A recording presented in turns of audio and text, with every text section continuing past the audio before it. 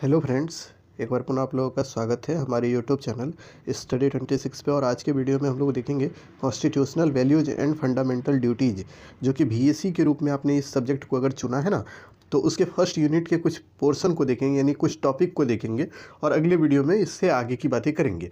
लेकिन आज के वीडियो में जो हम लोगों को देखना है वो आपके एग्ज़ाम से रिलेटेड होगा और आपके एग्ज़ाम में बहुत ही इंपॉर्टेंट है। वो वहाँ से सवाल हर बार पूछे गए हैं, तो इस बार भी पूछे जाने की असीम संभावनाएं हैं। तो चलिए बिना विलंब किए उन चीज़ों को समझते हैं। यूनिट फर्स्ट और बीएससी जो भी बच्चे constitutional values and fundamental duties, चाहे वो साइंस हो, आर्ट्स हो, कॉमर्स हो, कोई भी लिए हो ना, तो उन सबों के लिए ये इंपॉर्टेंट है। ये मत पूछिएगा कि किसके लिए है किसके लिए नहीं, सबों के लिए है। ठीक है, तो चलिए बिना विलंब किए उन चीज़ों को देखते हैं। तो पहला टॉपिक जो आपके लिए है फेडरल रिपब्लिक यानी संघीय गणराज्य, ये आपके सिलेबस का पहला टॉपिक है। तो इसको हम लोग समझेंगे कि आखिर फेडरल रिपब्लिक होता क्या है, यानी संघीय गणराज्य के बारे में समझना है। पहले इसकी धारणाओं को समझेंगे, या अवधारणा क्या है इसकी, या कंसेप्ट क्या है इसका।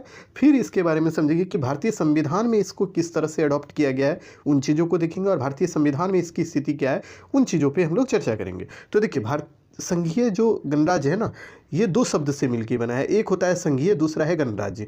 तो इन दोनों का अर्थ देखिए हमने अलग अलग बताया है, संघीय और गणराज्य का। तो पहले समझिए कि संघीय क्या होता है और फिर हम लोग समझेंगे गणराज्य क्या है।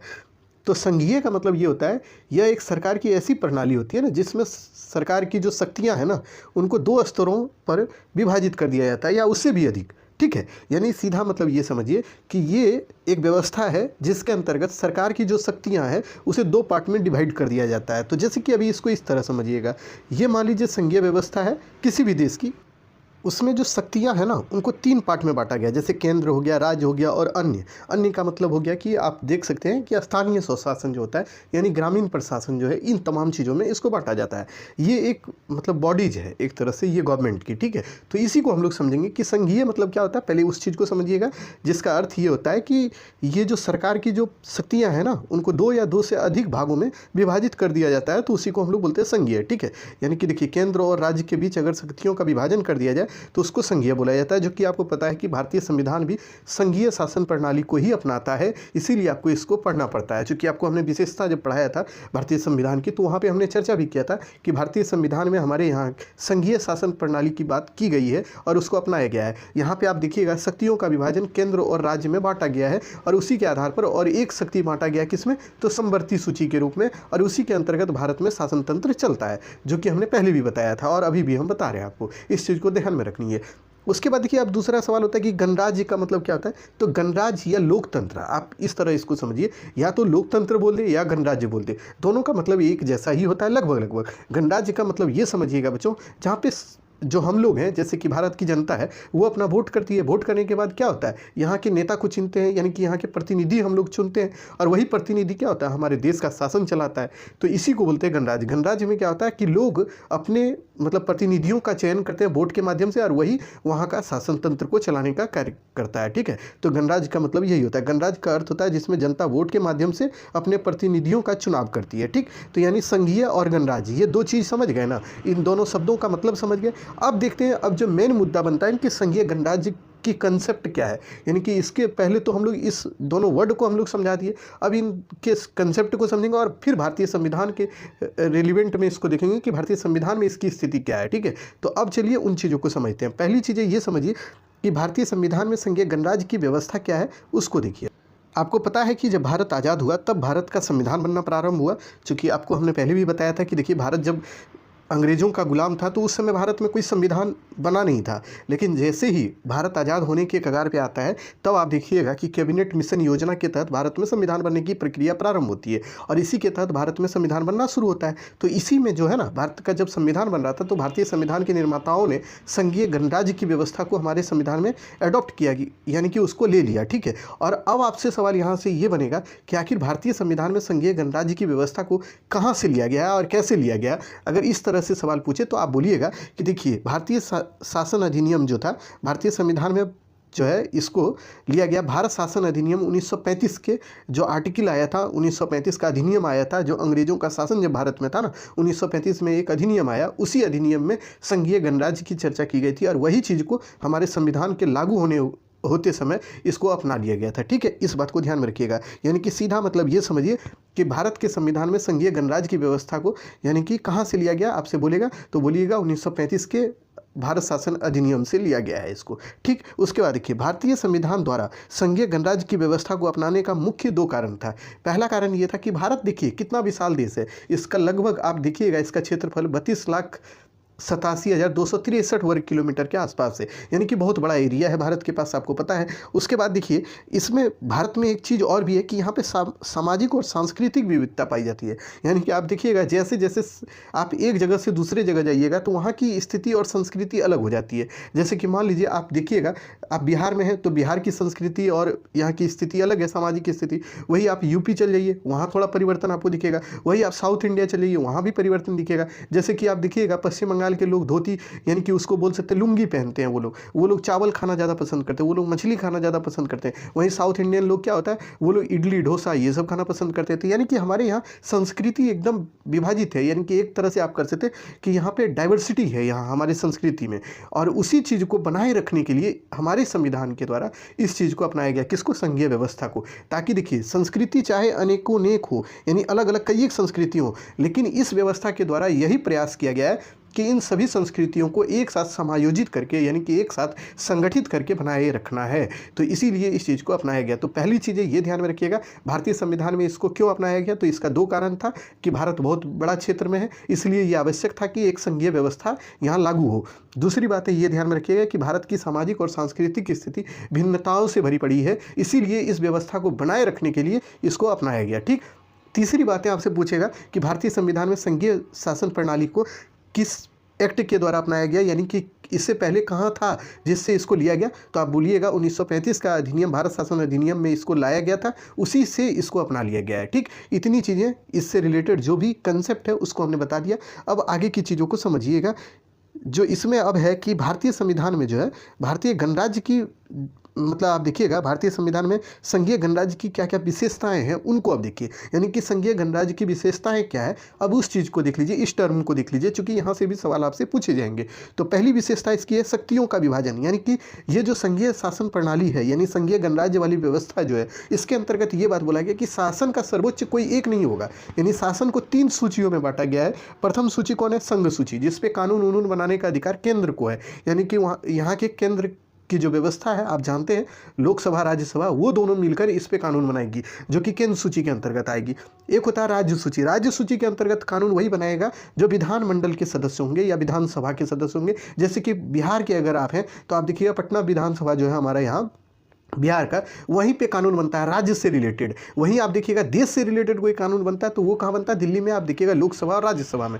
बट अगर बिहार से संबंधित कोई कानून बनना है तो वो आप देखिएगा कहाँ पे बनता है भाई, तो वो पटना में विधानसभा में बनता है। ठीक है, तो यही चीज़ें इस पर की गई है, जो कि राज्य से संबंधित कानून बनेगा वो राज्य बनाएगा और जो केंद्र से संबंधित कानून बनेगा वो केंद्र बनाएगा। उसके बाद की एक समवर्ती सूची रखा गया है, इसमें बोला गया है कुछ ऐसे भी मामले होंगे जिसमें राज्य और केंद्र दोनों मिलकर संविधान बनाएगा, उसी को बोलते हैं समवर्ती सूची। ठीक है, या कानून बनाएगा। तो ठीक है, उसमें इस चीज़ को ध्यान में रखिएगा। तो ये पहली विशेषता इसकी है।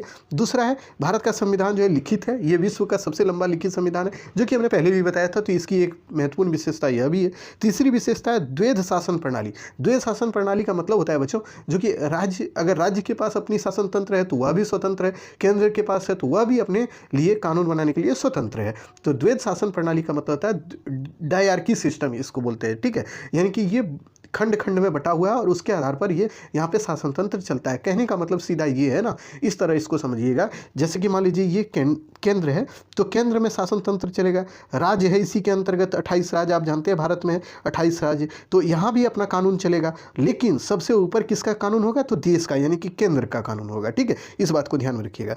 भारत में द्विसदनात्मक विधायिका है, कौन भाई, तो पहला सदन कौन है, लोकसभा, दूसरा राज्यसभा, जहाँ पे कानून बनाने का कार्य होता है। तो इसी के अंतर्गत है ना, अगर संघीय शासन प्रणाली यहाँ पे नहीं होता, यानी संघीय गणराज्य वाली व्यवस्था अगर भारत में नहीं होती, तो आप खुद सोचिए कि ऐसी व्यवस्था हो पाती क्या, कि द्विसदनात्मक व्यवस्था कभी नहीं होता। एक वो कोई सदन होता और वही उसी का मोनोपोली चलता, यानी कि वो जो बोल देता वही चलता। लेकिन यहाँ पे क्या है, लोकसभा राज्यसभा दोनों है, दोनों जगह कोई विधेयक पास होता है तभी वो लागू होता है, तभी वह कानून बनता है। यानी कि देखिए इस पर देखिए नियंत्रण कितना है, कि कि एक अगर निरंकुश होगा तो दूसरा उस पर उसके निरंकुशता को रोकने का प्रयास करेगा। तो यही चीज़ है इसकी विशेषता तीसरी।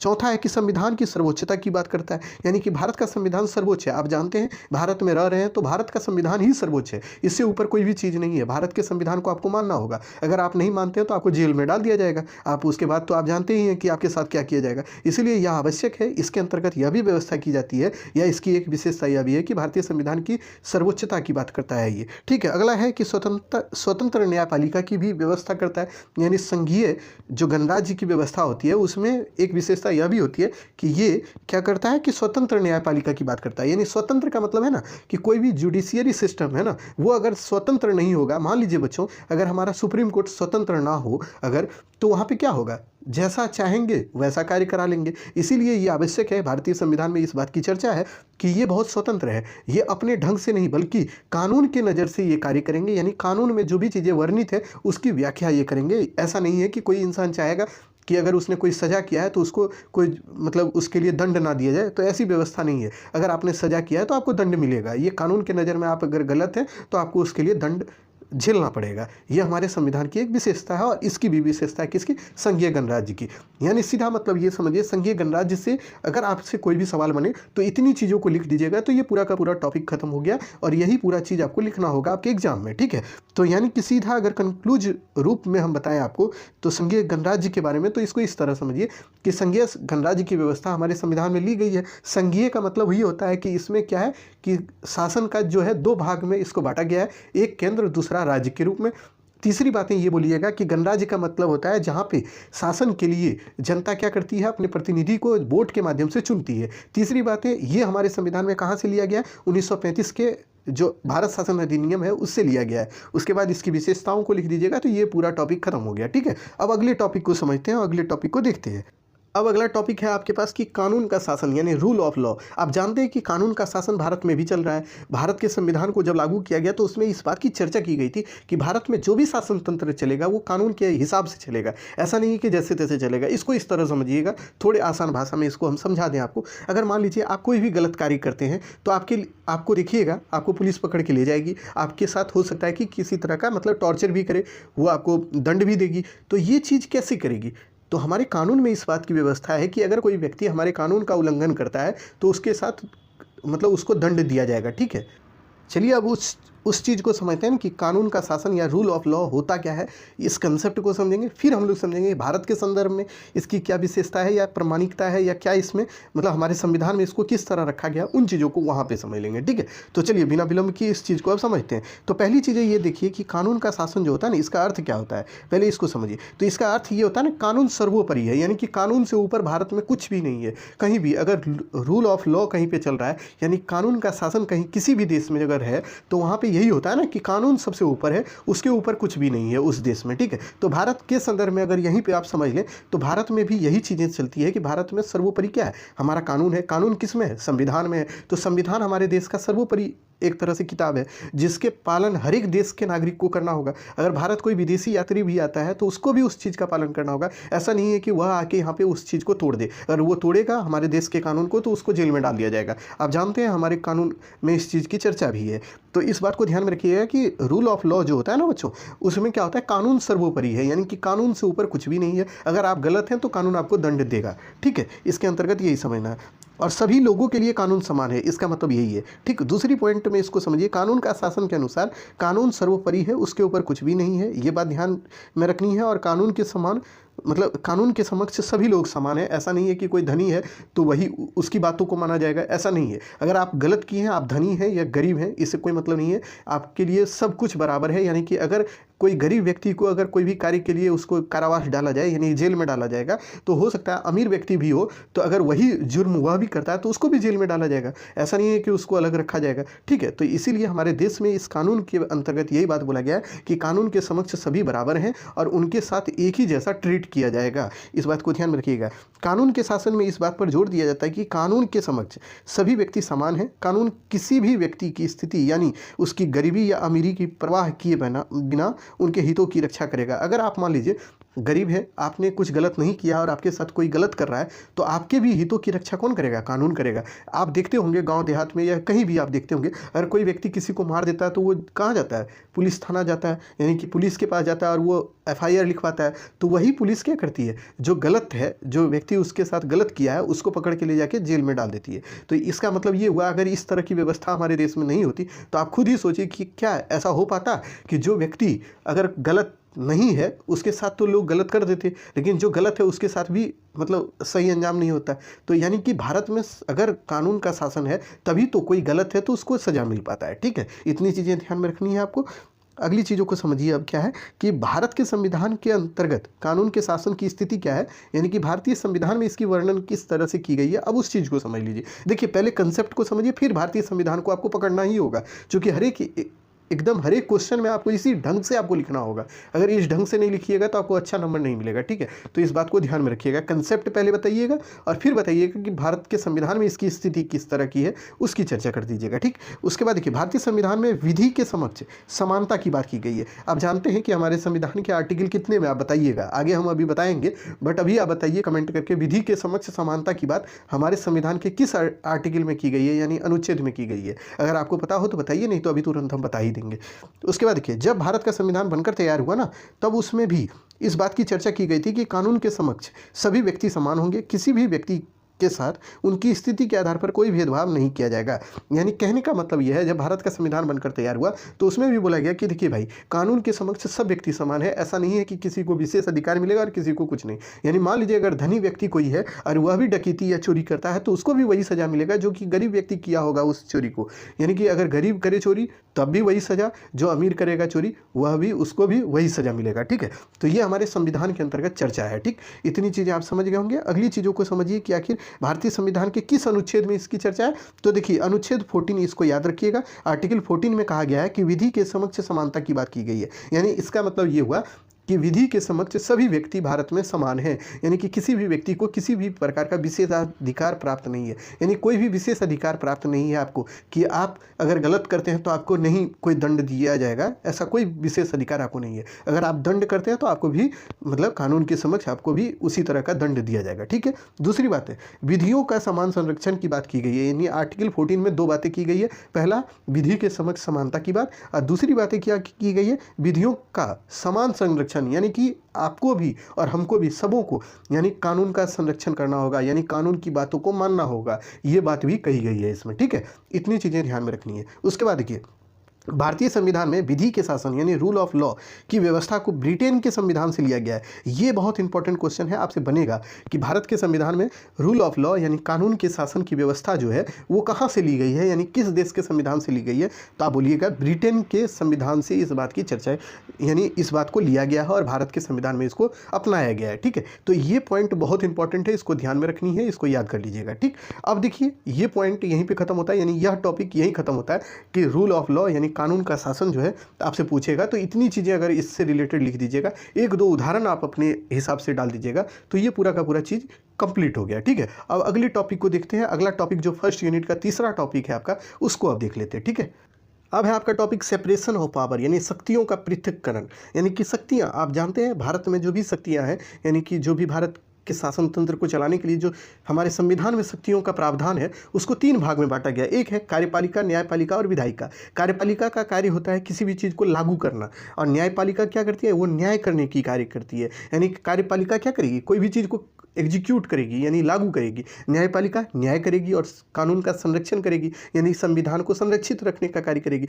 और विधायिका क्या करती है, वो कानून को बनाने का कार्य करती है। तो ये तो आप जानते ही होंगे, विधायिका का मतलब होता है, विधायिका यानी विधेयक बनाने का कार्य, यानी कानून बनाने का कार्य। इसके अंतर्गत लोकसभा और राज्यसभा दोनों आता है, जो कि कानून बनाने का कार्य करता है, जो जिस पर अंतिम मुहर किसका लगता है, राष्ट्रपति का, और तब वह कानून बन के तैयार हो जाता है। न्यायपालिका का मुख्य कार्य आप जानते हैं, जो कि हाई कोर्ट, सुप्रीम कोर्ट, ये सब आप देख रहे होंगे, जहाँ पे क्या होता है, न्याय की प्रक्रिया होती है, यानी कि वहाँ पे न्याय दिया जाता है लोगों को, ठीक है। और तीसरा है कार्यपालिका। कार्यपालिका कोई भी चीज़ को, यानी कि जो कानून बन के तैयार हुआ उसको एग्जीक्यूट कौन करेगा, तो वो कार्यपालिका करती है, यानी उसको लागू करने का कार्य करती है। तो अब देखते हैं सेपरेशन ऑफ पावर क्या होता है, उसको देखिए। सेपरेशन ऑफ पावर की व्यवस्था हमारे संविधान में अपनाई गई है, यानी कि ली गई है। शक्तियों के विभाजन से तात्पर्य यह है शक्तियों को राज्य के विभिन्न उत्तरदायी शाखाओं में विभाजित करना, यानी कि शक्तियों का विभाजन का मतलब ये समझिएगा कि इसमें जो है ना, राज्य की विभिन्न उत्तरदायी शाखा, यानी कि हमारे देश में जो जो महत्वपूर्ण शाखाएं हैं उसको ये बात का, यानी इस चीज़ का हक दिया गया या शक्ति दिया गया कि आप उन चीज़ों पर कार्य कीजिए। जैसे कि कार्यपालिका को ये शक्ति दी गई है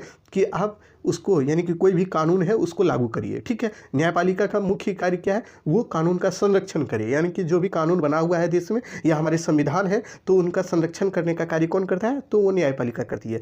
अब विधायिका को क्या अधिकार दिया गया है कि विधायिका कोई भी कानून बनाए, यानी कि कानून जो भी बनता है, आप जानते हैं लोकसभा राज्यसभा में बनता है, तो इसको बनाने का कार्य कौन करती है, विधायिका करती है। जो कि हमारे और आपके द्वारा जब हम लोग वोटिंग करते हैं तो यहाँ से जो चुन के सांसद लोग जाते हैं वही लोग तो बनाते हैं कानून, आपको पता होगा, ये बात जानते होंगे, चूंकि आपको हमने पॉलिटी के क्लास में इस चीज़ को बताया है। तो इस बात को ध्यान में रखिएगा। शक्तियों का पृथक्करण 3 भाग में किया गया है, तो इस तीनों भाग को ध्यान में रखनी है, कार्यपालिका, न्यायपालिका और विधायिका। अब आ जाइए अगली चीज़।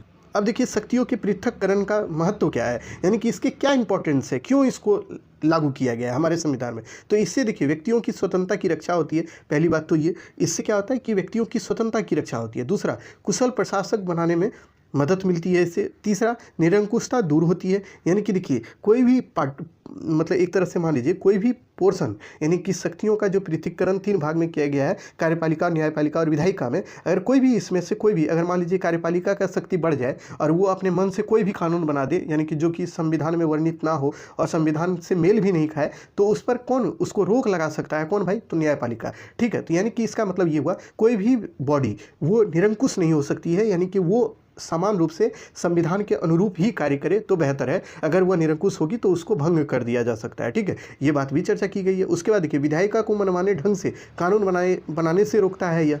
जैसे कि मान लीजिए विधायिका जो हमारा है लोकसभा और राज्य, वह चाहे कोई भी कानून बनाना चाहे और वो चाहे कि वो संविधान से हट के हो, यानी संविधान का पालन ना भी करे और उस तरह का कानून वो बना दे, तो यह उसको रोकने का कार्य करता है कौन, शक्तियों के पृथक्करण, ठीक है। उसके बाद देखिए न्यायपालिका की स्वतंत्रता कायम रखने का भी कार्य यही करता है, यानी कि न्यायपालिका के बारे में हमने पहले भी बताया कि ये स्वतंत्र होगा तभी यह, मतलब एक तरह से आप कह सकते हैं कि पूर्ण रूप से अच्छे तरीके से ये क्या करेगा, न्याय का कार्य करेगा, ठीक है। न्यायपालिका अगर स्वतंत्र होगी तभी तो अच्छे से ये न्याय कर पाएगी, तो इसीलिए ये आवश्यक है कि न्यायपालिका स्वतंत्र हो, ठीक। इतनी चीज़ें इसके अंतर्गत आपको ध्यान में रखनी है। अब अगले टॉपिक को समझिए कि आखिर भारतीय संविधान में शक्तियों के पृथक्करण की स्थिति क्या है, उसको आप समझिए। भारतीय संविधान में शक्तियों के पृथक्करण की सिद्धांत को अपनाया गया है, यानी कि इसको भी रखा गया है हमारे संविधान में। तो अब देखिए इसमें क्या है, हमारे संविधान में जाँच एवं संतुलन की प्रणाली को अपनाया गया है। इसके अंतर्गत क्या होता है बच्चों कि चेक एंड बैलेंस की पॉलिसी अपनाई गई है हमारे संविधान के अंतर्गत। इसके अंतर्गत ये बोला गया ना, जैसे कार्यपालिका है, न्यायपालिका है, विधायिका है, इनके ऊपर कोई भी जो है ना, अगर मान लीजिए कार्यपालिका की शक्ति बढ़ गई और कार्यपालिका निरंकुश रूप से कार्य करने लगे, यानी अपने ढंग से कार्य करने लगे, तो ये न्यायपालिका को अधिकार है कि वो उसके ऊपर मतलब एक तरह से संतुलन बना के रखे, यानी उसको समाप्त कर सकता है। यानी मान लीजिए अभी आप समझ जाइएगा, जैसे कि अभी हम आपको समझाते हैं एक एक उदाहरण के रूप में जो कि हमारे संविधान में वर्णित है, उसी के आधार पर हम इस चीज़ को रखे हुए। तो अब देखिए हमारे संविधान में इस बात की चर्चा है, न्यायपालिका किसी भी कानून को जो कि विधेयक के रूप में पास हुआ है, अगर वह असंवैधानिक है तब उस पर रोक लगा सकती है, यानी उसको लागू नहीं कर सकती है। अगर मान लीजिए कि कोई भी कानून, मान लीजिए विधायिका बना दी, विधायिका मतलब लोकसभा और राज्यसभा बना दिया, वहाँ से पास हुआ और वो कानून बन गया, और अगर वह कानून संविधान के अनुरूप नहीं है, यानी संविधान की बातों को नहीं मानता है, तो न्यायपालिका को यह अधिकार है, यानी सुप्रीम कोर्ट को यह अधिकार है कि वह कानून को वो रद्द कर दे वहीं पर, ठीक है।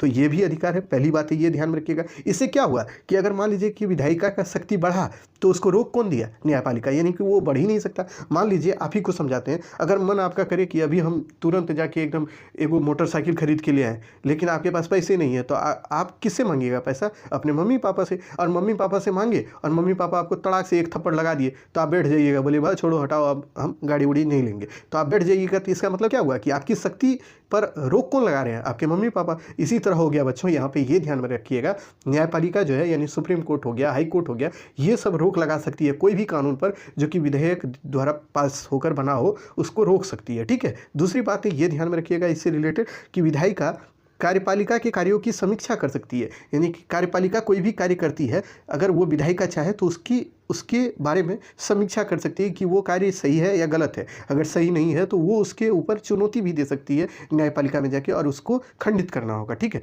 इस बात को ध्यान में रखिएगा। भले ही न्यायपालिका स्वतंत्र है, परंतु इसके न्यायाधीश की नियुक्ति जो होती है ना, वो कार्यपालिका के ही लोग करते हैं। यानी कि देखिए, अब एक स्वतंत्रता इस पे भी रोक दिया गया। जैसे देखिए, न्यायपालिका के बारे में हम पहले क्या बताए कि ये मतलब स्वतंत्र थी कार्यपालिका से, लेकिन कुछ जगह पे देखिए न्यायपालिका पर भी रोक लगाया गया है। कैसे? न्यायपालिका अगर स्वतंत्र है तो वो ठीक है, बट इसके न्यायाधीश की नियुक्ति जो होती है ना, वो कार्यपालिका के ही सदस्य करते हैं। ठीक है, इस बात को भी ध्यान में रखिएगा आप। उसके बाद देखिए, न्यायपालिका के पास कार्यपालिका और विधायिका के कार्यों की न्यायिक समीक्षा करने की शक्ति होती है। यानी न्यायपालिका अगर चाहे, यानी सुप्रीम कोर्ट चाहे, हाई कोर्ट चाहे, तो वो अपने यहाँ, यानी हाई कोर्ट चाहेगा तो कहाँ पे, राज्य के कोई भी कानून पर मतलब विचार विमर्श कर सकता है, लेकिन सुप्रीम कोर्ट चाहेगा तो वो कोई भी कानून जो केंद्र के द्वारा बनाया गया है ना, उसके ऊपर विचार विमर्श कर सकता है। ठीक है, और विधायिका के अलावा कार्यपालिका, यानी केंद्र अगर कोई गलत कार्य कर रही है, यानी अच्छा कार्य नहीं कर रही है, तो उस पर भी समीक्षा कर सकती है। कौन? Supreme court. तो इस बात से इस बात को समझ जाइए। इससे इस बात को आप समझ सकते हैं कि देखिए, कोई भी चीज़ हमारे देश में अगर न्यायपालिका है, कार्यपालिका है या विधायिका है, वो सर्वोत्तम नहीं है, सर्वोच्च नहीं है। यानी हर के ऊपर कोई ना कोई है। यानी कि हर एक तीनों चीज़, यानी कार्यपालिका, न्यायपालिका और विधायिका, जो तीनों चीज़ें जो है ना, एक दूसरे पर नियंत्रित है। यानी कि ये तीनों की अगर शक्तियाँ, किसी की भी शक्ति, अगर मान लीजिए कार्यपालिका की शक्ति बढ़ी तो न्यायपालिका इस पर रोक लगा सकता है, अगर न्यायपालिका की शक्ति बढ़ी तो इस पर कार्यपालिका रोक लगा सकता है, और विधायिका की शक्ति बढ़ी तो न्यायपालिका इस पर रोक लगा सकता है। यानी एक दूसरे पर ये सभी अपने ऊपर रोक लगा सकते हैं। ठीक है, तो यही चीज़ें हैं सेपरेशन ऑफ लॉ, यानी कि कानून का पृथक्करण, जो हमने बताया आपको, यानी शक्तियों का पृथक्करण, माफ कीजिएगा। तो ये हमने बता दिया आपको, जो कि मेन टॉपिक जो इसका था, जो सेपरेशन ऑफ पावर करके, इसको हमने बता दिया है। और यही चीज़ आपको इसमें लिखना भी है। यानी 3 फॉर्मेट आपको समझ में आ गया होगा, 3 चीज़ें आपको इसमें लिखनी है। कोई भी क्वेश्चन का आंसर जब लिखिएगा तो पहले तो उसके कंसेप्ट को समझा दीजिएगा, दूसरे में इसका क्या कीजिएगा, भारतीय संविधान में उसकी स्थिति क्या है उसको बता दीजिएगा, और तीसरे में कोई अनुच्छेद हो या कोई भी चीज़ें हो मेन चीज़, तो उसको वहाँ पर मेंशन कर दीजिएगा। तब इससे आपको अच्छा नंबर मिलेगा। जहाँ जहाँ हमने जो भी आर्टिकल का यूज किया है ना, उस आर्टिकल का यूज आप भी आंसर लिखते हुए कर दीजिएगा। ठीक है, अब इससे रिलेटेड जो क्वेश्चन बनेंगे ना, तो पहला क्वेश्चन ये बन सकता है कि आपको हमने जो बताया अभी था, पहला टॉपिक जो था आपका, क्या था भाई पहला टॉपिक? तो फेडरल, यानी संघीय गणराज्य के बारे में जो बताया था। तो आपसे पूछ सकता है, भारतीय संविधान में संघीय गणराज्य की व्यवस्था जो की गई है, उसकी अवधारणाओं को स्पष्ट कीजिए। तो इस तरह के अगर क्वेश्चन बने तो आप यही चीज़ें लिखिएगा, पहले फेडरल को बता के उसके बाद चीज़ों को लिख दीजिएगा। ठीक है, तो कोई भी क्वेश्चन बनेगा इन तीनों ही पोर्शन से रिलेटेड, तो आप तीनों को इसी तरह लिख सकते हैं जिस तरह हमने बताया है आपको। ठीक है, अब आ जाइए अगली चीज़ें आपको ये बता दें कि अगला जो वीडियो होगा वहाँ पे इससे रिलेटेड कुछ ऑब्जेक्टिव करा देंगे आपको, और फिर सब्जेक्टिव भी करा देंगे। ठीक है, अगले वीडियो में। ठीक है, तो अगर वीडियो पसंद आए तो प्लीज़ हमारे चैनल को लाइक कर दीजिएगा, सब्सक्राइब कीजिएगा हमारे चैनल को, कमेंट के माध्यम से आप ये प्रतिक्रिया जरूर दीजिएगा कि वीडियो आपको कैसा लगा। और हाँ, एक चीज़ और, आप लोग वीडियो को पूरा नहीं देखते, वीडियो को पूरा जरूर देखिए, क्योंकि हम वीडियो में ही आपको हर एक चीज़ का इन्फॉर्मेशन दे देते हैं। आप वीडियो देखते नहीं और कमेंट में यही चीज़ पूछते कि सर ये किसके लिए नहीं है। आप वीडियो तो पहले देखिए, वीडियो देखिएगा तो आपको पता खुद ब खुद लग जाएगा कि आपके लिए है या नहीं है। तो प्लीज़ आप वीडियो जरूर देखिए, पूरा देखिए, तभी आपको चीज़ें समझ में आएंगी। और चीज़ों को हम यही करते हैं ना कि वीडियो के अंत में कुछ ना कुछ अच्छी चीज़ें हम बता देते हैं, जिसको आप ध्यान में रखिएगा। जब भी आंसर लिखिएगा तो आप डायग्रामेटिकली लिखिएगा, डायग्राम जो इसी तरह का बनेगा, जो हमने हर एक जगह बना के दिखाया है उसी तरह लिखिएगा, ताकि आपको अच्छा नंबर मिल सके। चलिए, आज के वीडियो में इतना ही, फिर मिलेंगे अगले वीडियो में, तो तब तक के लिए धन्यवाद।